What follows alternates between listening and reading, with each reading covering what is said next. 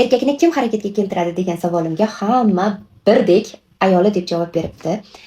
Demak, keling ko'rib chiqamiz. Ikki xil toifadagi erkaklar bor.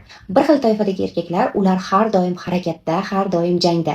Bu erkaklarni parvarishiga alohida ayollari, onalari tomonidan, yaqin insonlari tomonidan e'tibor berilishi lozim. Ikkinchi toifadagi erkaklar, ya'ni harakatda emas erkaklar bilan nima qilish kerak degan savolga shunday javob beraman. Har bir erkakda ovchilik, jangchilik va boquvchilik xislatlari singdirilgan Alloh tomonidan. Ayollarga agar bu xislatlar chiroyli bo'lish, o'zini yaxshi ko'rish, bu xislatlar singdirilishi kerak bo'lsa, ota-onasi tomonidan. Erkakka esa bu Alloh tomonidan yuqtirilgan fazilatdir.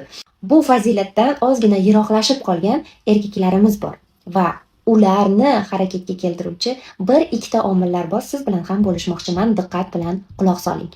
Bizni erkaklarimiz mijoziga to'g'ri keladigan sher va sher, tasavvur qiling, uxlab yotibdi.